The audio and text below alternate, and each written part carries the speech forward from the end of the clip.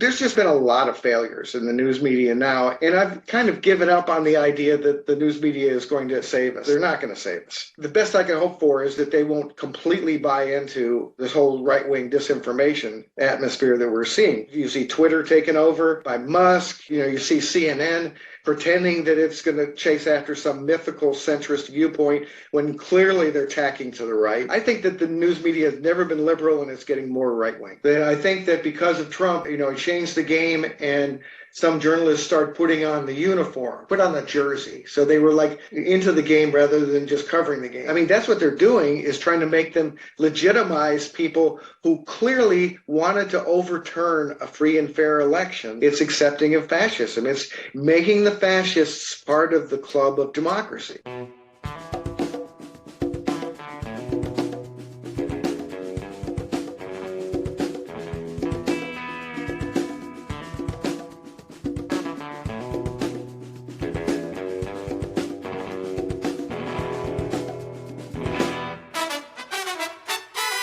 Welcome to episode 159 of the Refuse Fascism podcast, a podcast brought to you by volunteers with Refuse Fascism.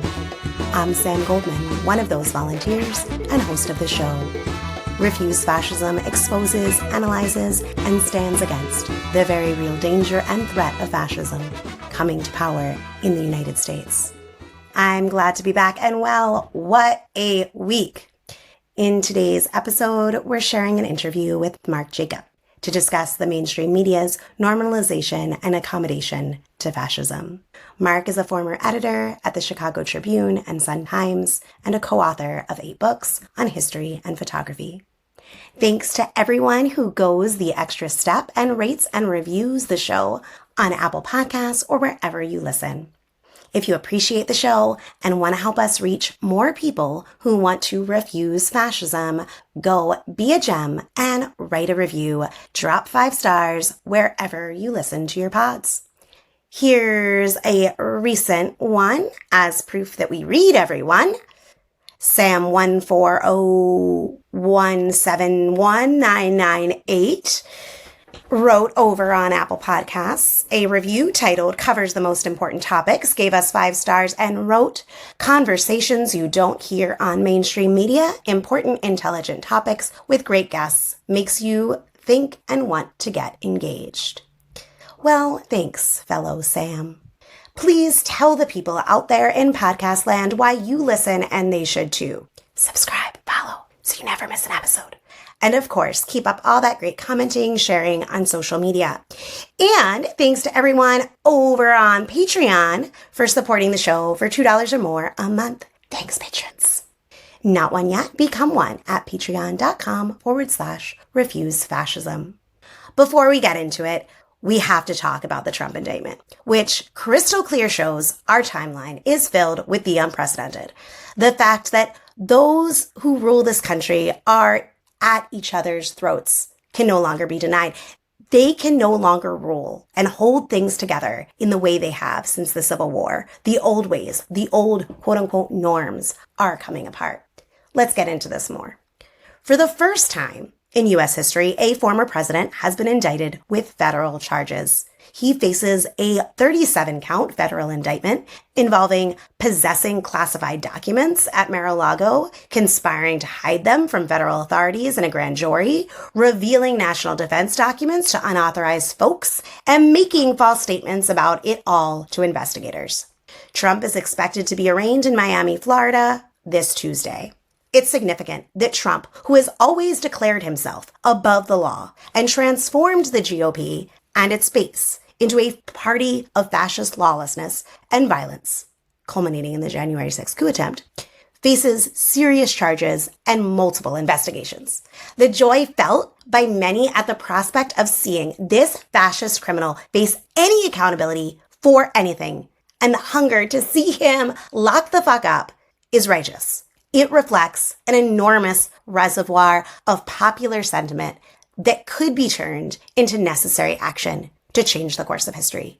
But here's the thing. We must not pin our hopes on a mechanism that cannot and will not address the reasons we so badly want to see Trump locked up. Now, is a time for vigilance, not complacency. Trump and the Republic-Fascists have shown us again and again that they know how to turn a crisis into fascist opportunity.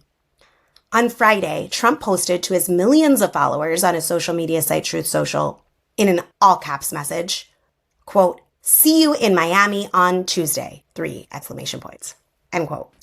An ominous throwback to his infamous, quote-unquote, "Be there, be wild" tweet calling on people to converge in D.C. on January 6th. As of now, Trump remains the GOP frontrunner for the 2024 presidential elections.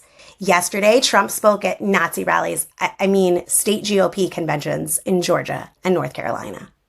To the thousands of Trump devotees gathered, donning their God guns and Trump caps, Trump painted his bid for presidency as a quote-unquote final battle with quote-unquote corrupt forces that are destroying the country, leveraging every racist, xenophobic, anti-Semitic, anti-LGBTQ, anti-woman dog whistle to do so. Speaking of the Democrats, in 2023, he said, quote, "Either the communists win and destroy America, or we destroy the communists," end quote. He called Jack Smith, the special counsel, deranged, and said the Justice Department was a, quote, "sick nest of people that need to be cleaned out," end quote. In his speech drenched in grievances and vengeance, he said, quote, "I put everything on the line and I will never yield. I will never be detained. I will never stop fighting for you," end quote. Going on to say, quote, "Now the Marxist left is once again using the same corrupt DOJ and the same corrupt FBI and the Attorney General and the local district attorneys to interfere." Going on to say, "They're cheating, they're crooked, they're corrupt. These criminals cannot be rewarded. They must be defeated. You have to defeat them because in the end, they're not coming after me. They're coming after you, and I'm just standing in their way," end quote. Key figures in the Republic-Fascist Party have rallied behind the lie that the indictments are political persecution meant to influence the 2024 election. This brazen disregard for facts reflects a totalizing fascist worldview, insulating the Republic-Fascist base from empirical truth.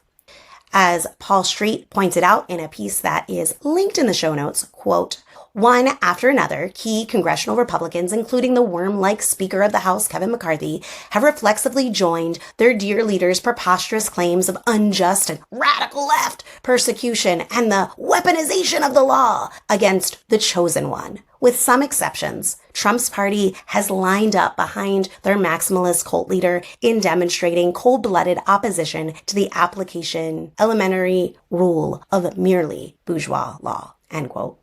Trump's main competitor for head fascists, Ron DeSantis, tweeted, quote, "The weaponization of federal law enforcement represents a mortal threat to a free society.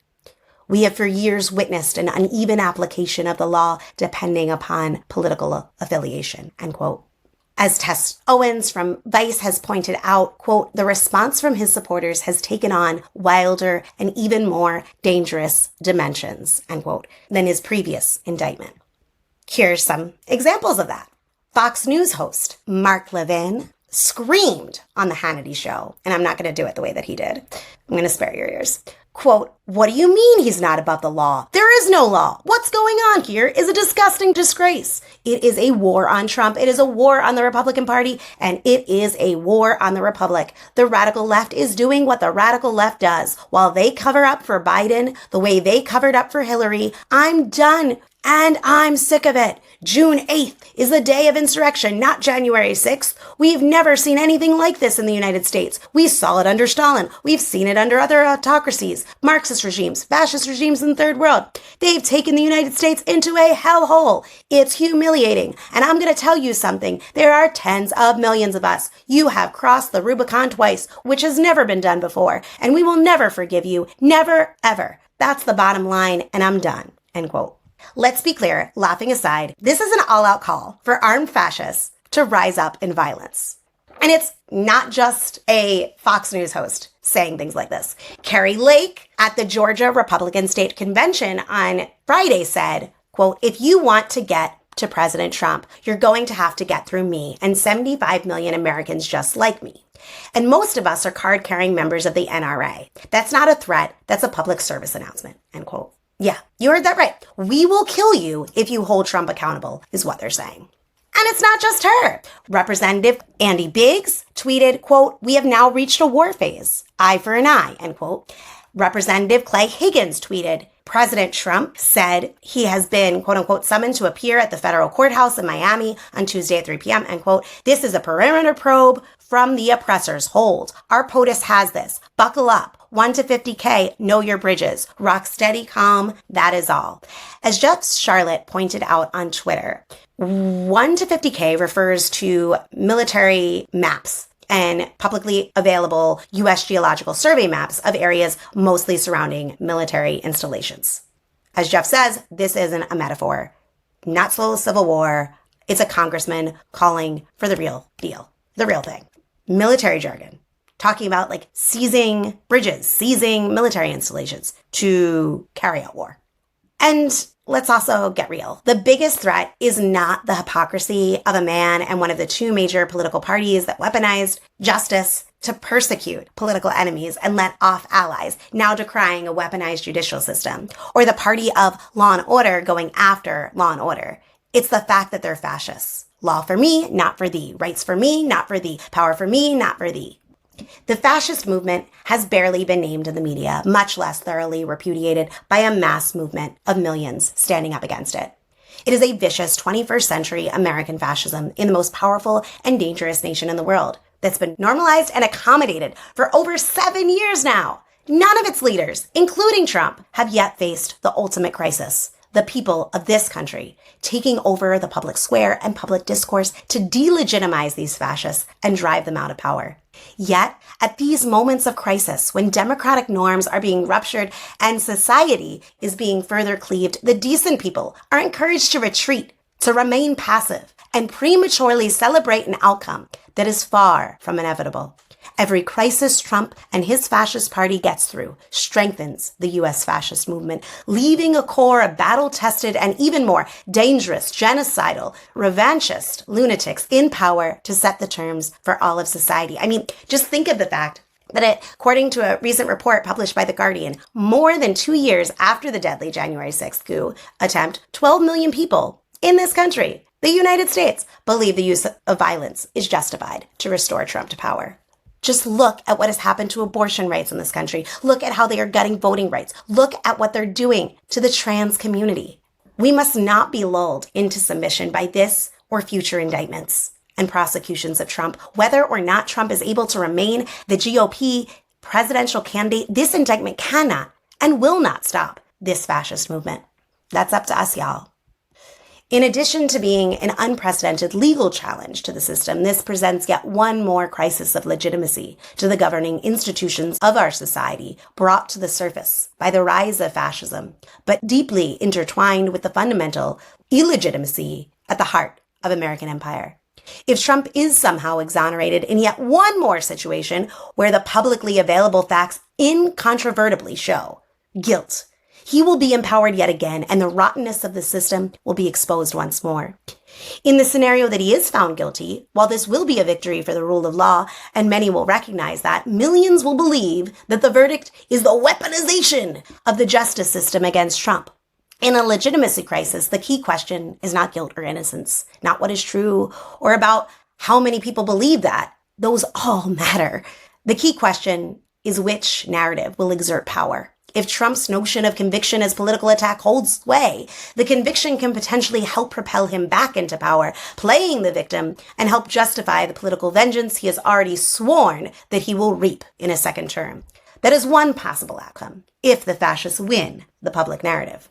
Meanwhile, according to the New York Times article titled "Biden Sticks to Stay Nothing Strategy on the Trump Indictment," quote, President Biden and his advisors have concluded that commenting on the indictment would only feed into Republican accusations of political motivated persecution, end quote. In other words, we have the most powerful people on the earth modeling to their tens of millions of supporters once more exactly how to accommodate fascism and legitimize false fascist narratives at the worst possible time to do so, with the whole future on the line. These are the same folks who have told us that we need a strong Republican Party and want to be bipartisan. But when the Republicans are doing what they exist to do, namely that fascism, the Democratic leadership cannot comment. We already know an election alone cannot stop fascism, and no, a conviction alone cannot stop fascism. Only an activated, mobilized people in action together to create a better future for humanity can stop fascism. It's critical at this moment to spread the understanding of this fascist movement to the millions who righteously want to see Trump behind bars and to actively oppose this fascism in every sphere of life. So this is your reminder to stay vigilant, to in word and deed make clear, in the name of humanity, we refuse to accept a fascist America. With that, here's my interview with Mark.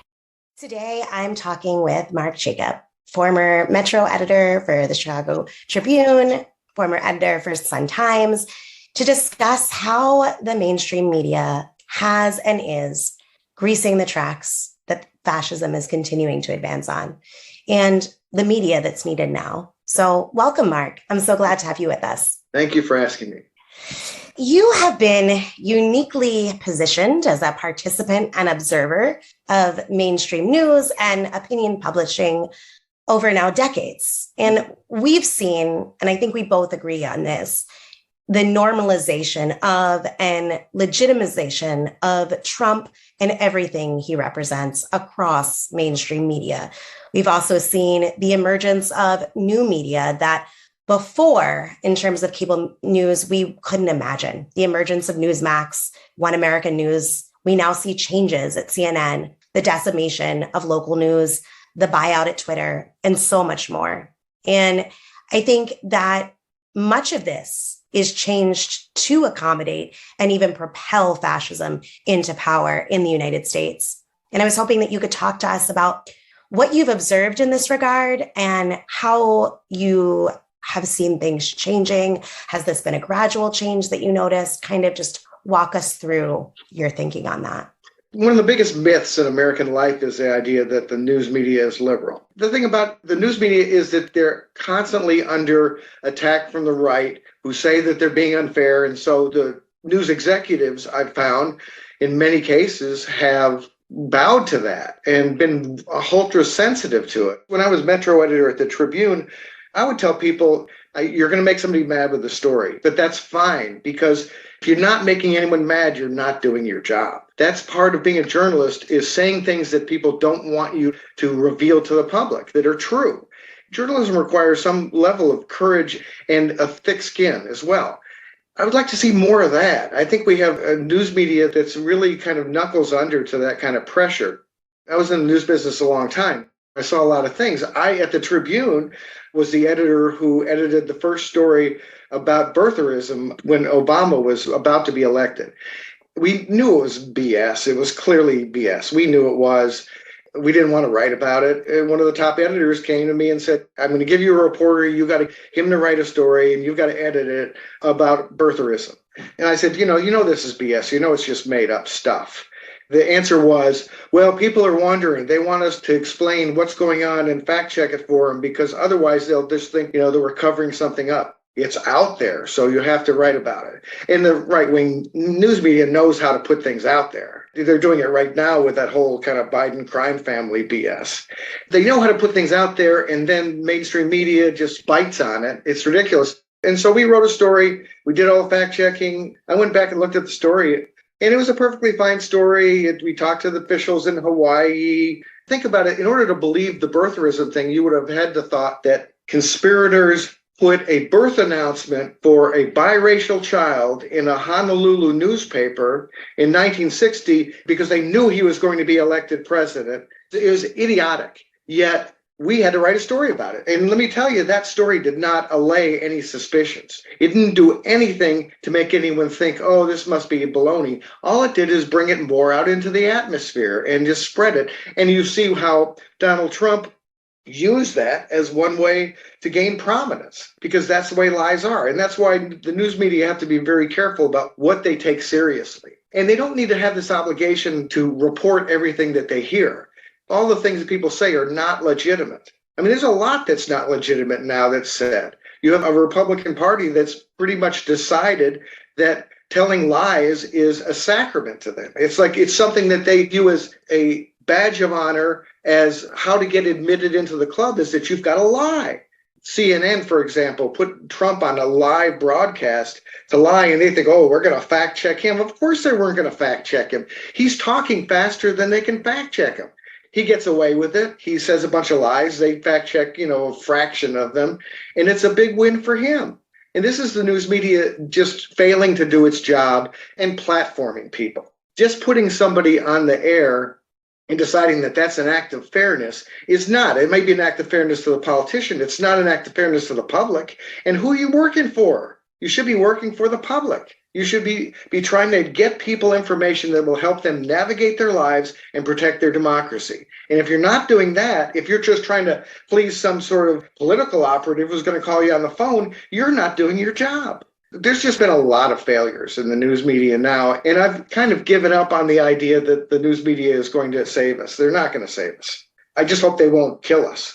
To me, the best I can hope for is that they won't completely buy into this whole right-wing disinformation atmosphere that we're seeing. But then you see Twitter taken over by Musk. You see CNN pretending that it's going to chase after some mythical centrist viewpoint when clearly they're tacking to the right. I think that the news media has never been liberal, and it's getting more right-wing. One of the things that you've done recently in your writing, and you do it on Twitter a lot, is making parallels that oftentimes can make people uncomfortable. You have spoken about the media and the role that it plays in the rise of fascism in historical examples of Nazi Germany, because it's the most clear example to people. And you've said that. You've said why you make that comparison. And I'm wondering now, in the moment that we're in, with the changes that you've pointed to, what should I call the decent people who do want the journalism that gives you the information about what's actually happening, what should we be concerned about right now in terms of the media's coverage? There's a hesitance to use the word fascism. I was glad that Biden used the term semi-fascism, except I didn't like the semi part.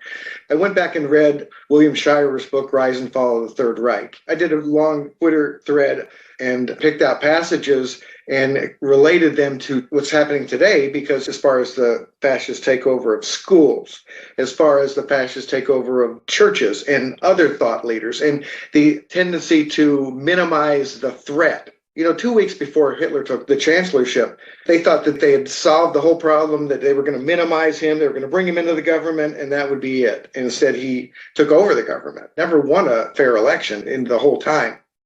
I do feel like in these times, there are people still who are thinking, well, this is all overblown. It's just a political stuff, and I don't pay attention to politics.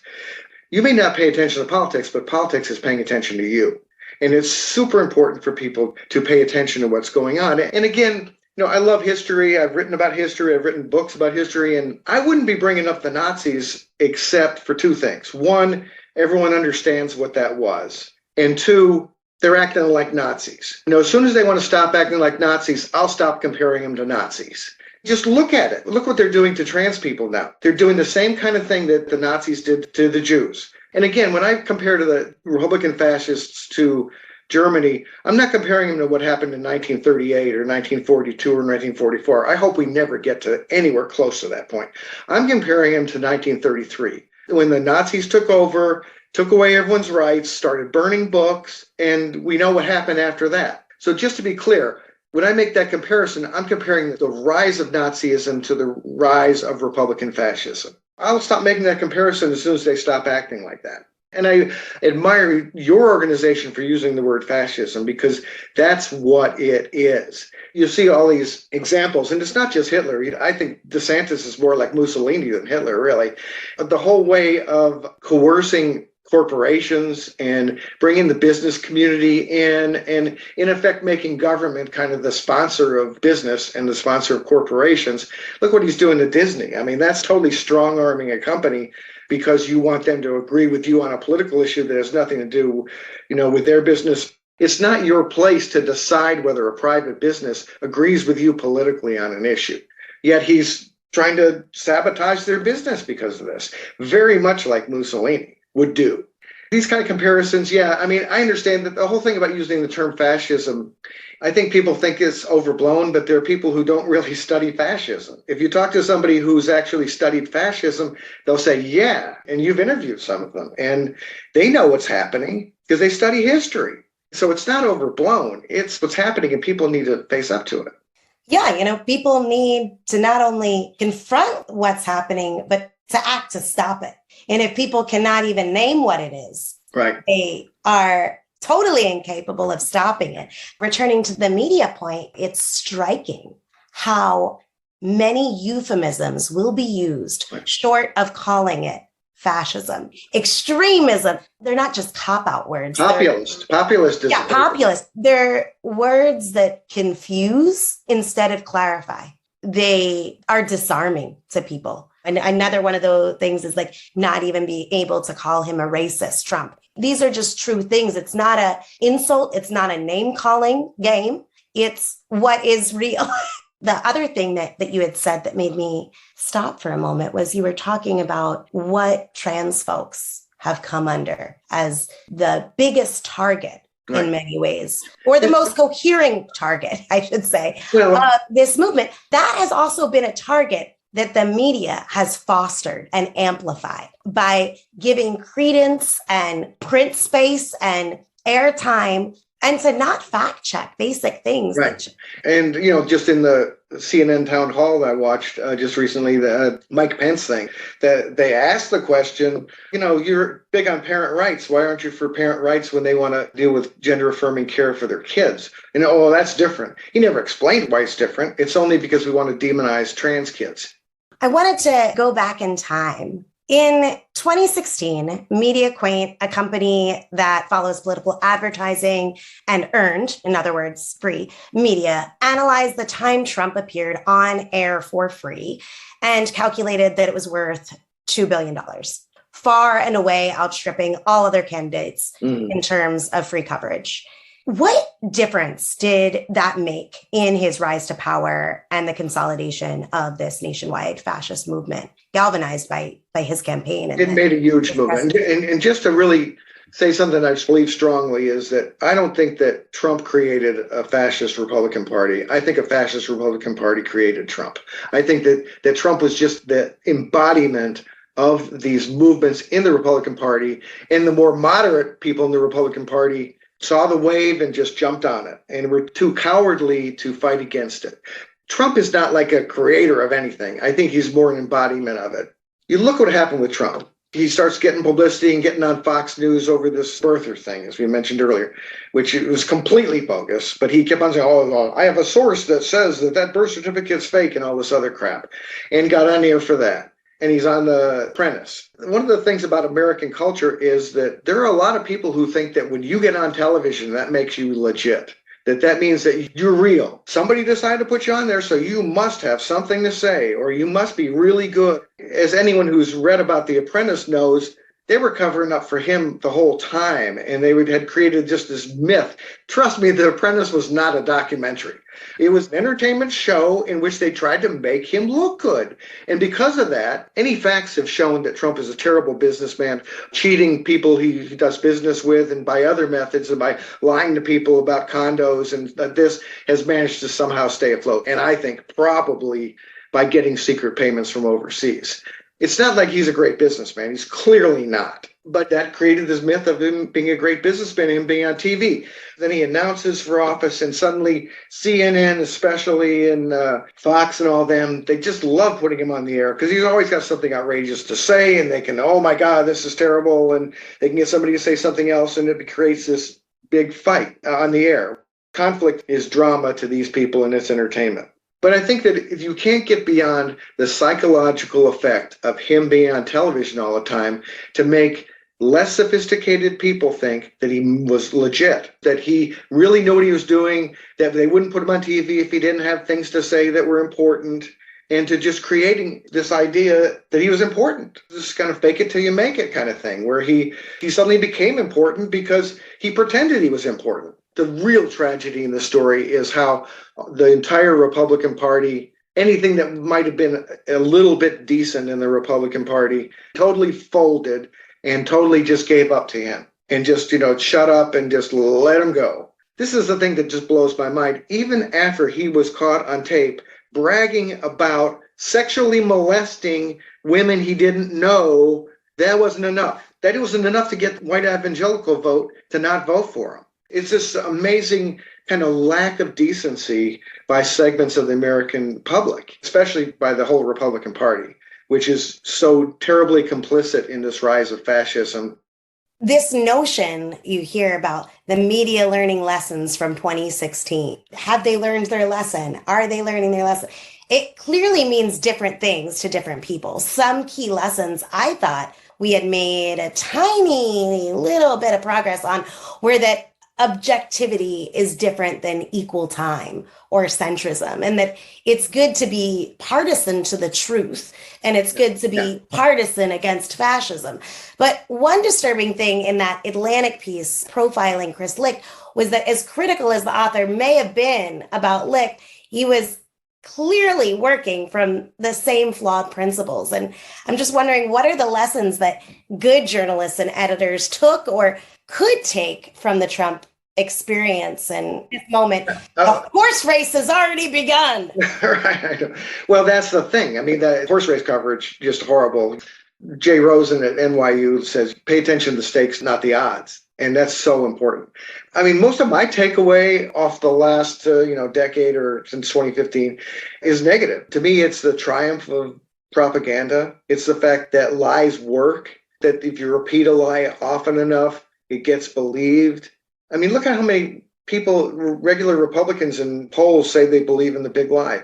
Obviously not true, just based on any rational analysis of evidence. But they're not doing rational analysis of evidence. They're saying Donald Trump said so, and so did, Lindsey Graham or who else. And they're just going with it because they want it to be true. It suddenly becomes true. I think one of the big takeaways is the triumph of propaganda and the fact that, unfortunately, as someone who was in the news business for a very long time, it was my realization that the news media has limited power, especially in an age with social media. Back in the day, if a politician wanted to get their message out, they pretty much had to go through mainstream media, and they just don't anymore. And they also have co-opted mainstream media to where it's working for them, not for the audience. I mean, that's a lesson, is that the media has limited ability to expose lies because some people just like to believe lies. I feel that there are a lot of members of the news media who just have learned nothing. They just long for the days when it was just Republicans and Democrats and they could go to their cocktail parties and sorted out all their differences in a bill, and then they passed it, and then they all shook hands, and it was just more collegial, or at least had the appearance of it. And I think that the news media liked that. They liked it when it was just Republicans and Democrats were just Sharks versus Jets. And it was just two different sports teams. They could cover it completely like a sporting event. Problem now is that it's truth versus lies. Chris Licht in that interview says, one of the things that really struck me in that profile was him saying that I think that because of Trump, he changed the game and some journalists started putting on the uniform, put on the jersey. So they were like into the game rather than just covering the game. When the game is not Republicans and Democrats, it's decency versus hate, and it's lies versus truth. There's a place for the news media to be in the game. They better be in the game. They're in the truth business. Their game is to tell the truth. So if they're not getting involved, if they're just like bystanders selling advertising and then letting newsmakers say whatever they want, then they're surrendering what their real role is. For me personally, and I think other people have come to the same conclusion as me, this whole disaster, this rise of fascism in the United States that threatens our democracy, and that's what it is. It's a rise of fascism that threatens our democracy. And I don't know what's going to happen in the next few years, but I'm scared to death. And minimizing it is stupid.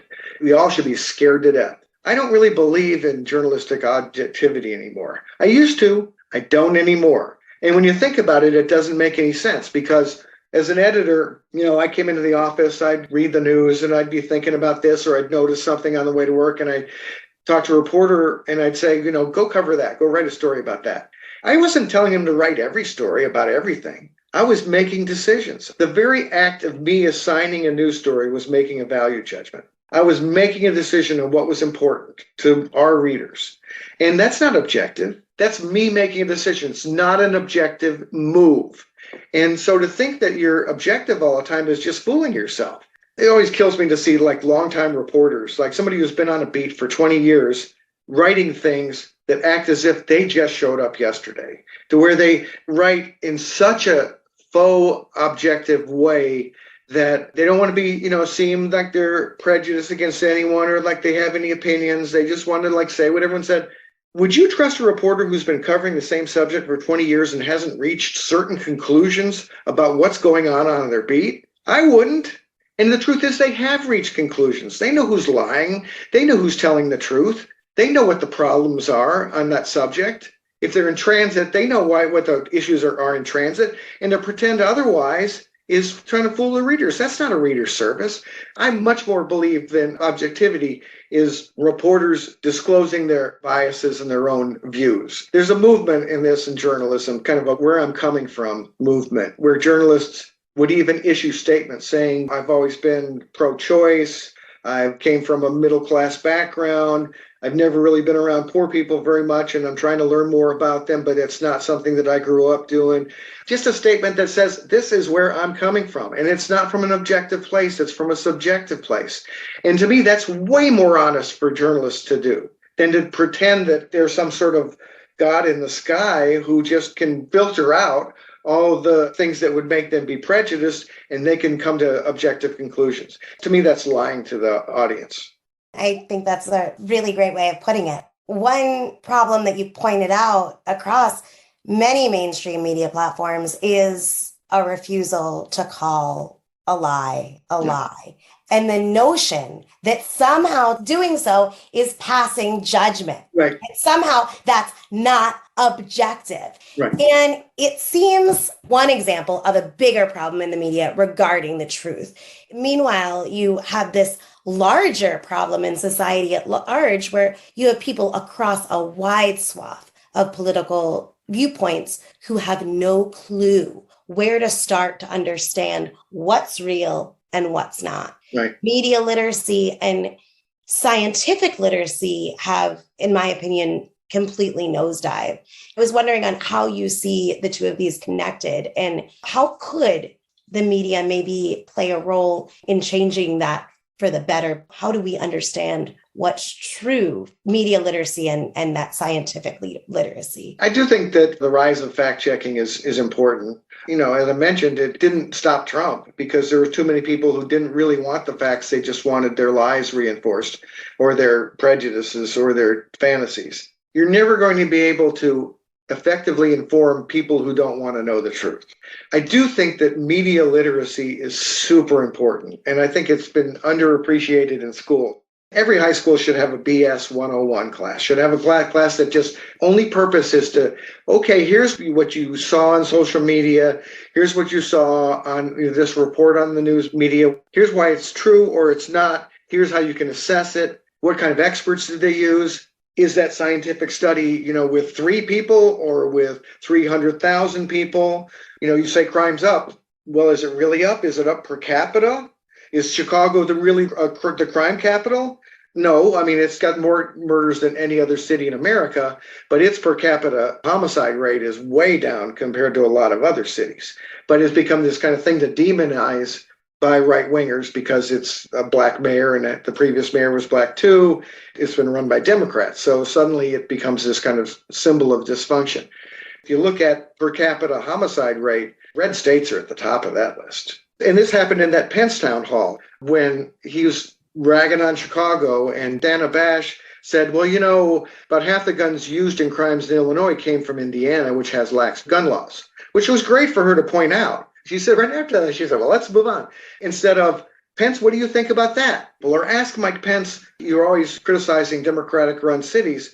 Why are the top 5 states with homicide rates red states? Push Republicans to deal with real statistics. But back to your question, I do think that there is some education for people, especially young people, in just being more skeptical about media and about what they're told.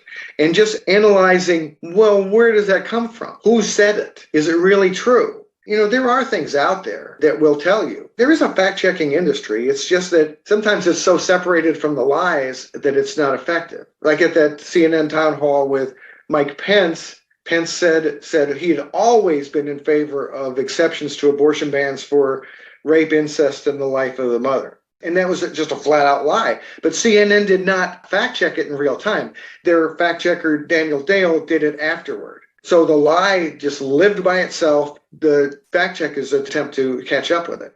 It's really upsetting, isn't the word. It's really kind of like pull your hair out feeling, nerve-wracking, thinking about more of those town halls. What my suggestion for the town halls was, if they want to do it in real time, they can do it in real time, but they ought to have a panel of experts who know it, and they should have what I call the truth buzzer. And the panel of experts, whenever they hear somebody say something that's a lie, they hit the truth buzzer. The anchor says, okay, we're going to stop this right now. Let's go over and talk to the panel. And the panel would say, well, no, this isn't true. This isn't true. And you said in 2016 this, and would go through it, adjudicate it, and then they'd go back and the politician could talk some more. Of course, no politician would agree to those kind of ground rules, but that's the only way to hold those.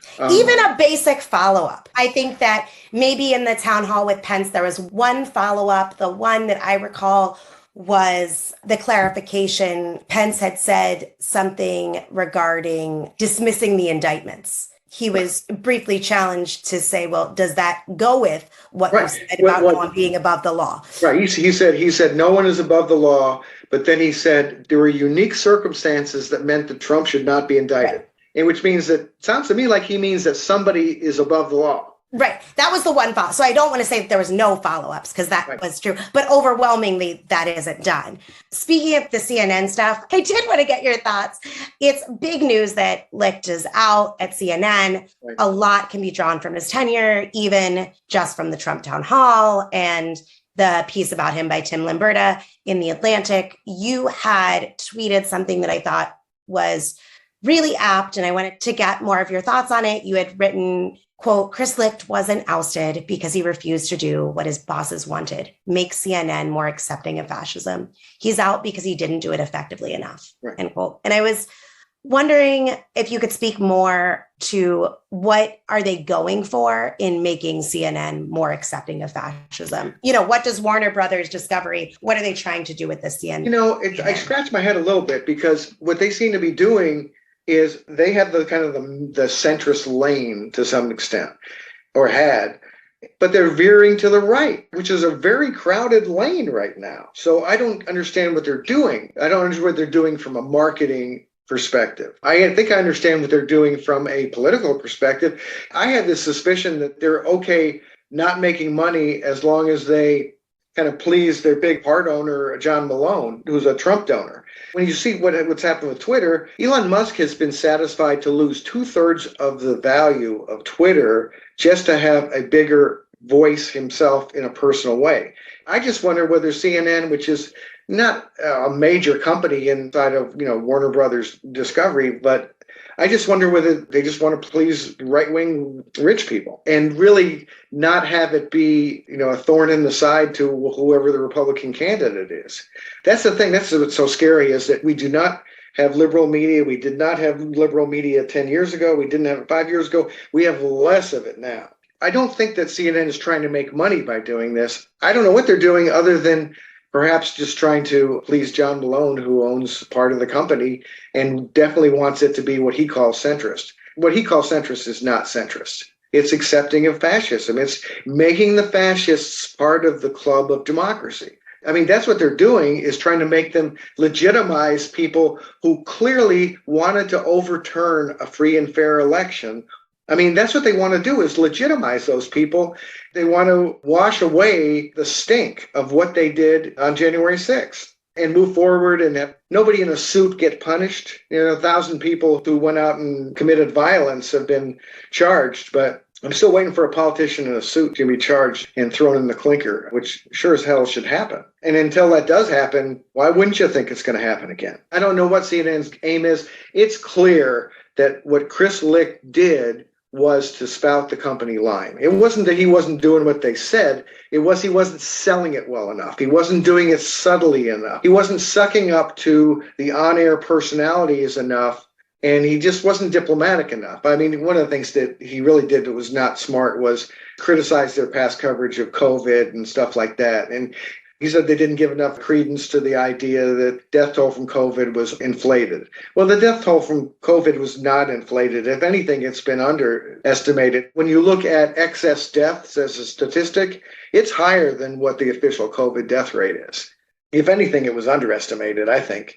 But the conspiracy theorists, want to pretend that COVID was no big deal and that it was all a government conspiracy. Giving kind of legitimacy to all these conspiracy theories by letting those people on the air by CNN is pretty much what news channels were doing when they let Donald Trump on, a decade ago to accuse Obama of not being an American citizen. It's a total BS theory that they're giving on their airways. You had mentioned indictments and people needing to be indicted for their role in orchestrating the coup. I just wanted your take on what's with the constant media speculation about Trump possibly getting indicted and at this time and for this or arrested, but very little explanation about what crimes he's allegedly committed. All this is it going to be today? It's going to be tomorrow. Well, it's going to be at this time. But very little, he is going to be charged for this because. Right. And because this is illegal, because it violates this law. And also, they haven't done a good enough job, to me, of setting out, for people who aren't news junkies like me, they haven't set out the timeline. And they haven't really explained adequately how this is different from the thing that involved Biden and Pence.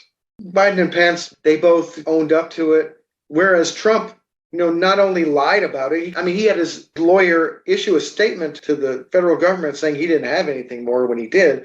There's just so many ways that his case is different on the documents thing. Reality check, the Republican Party tried to overthrow democracy.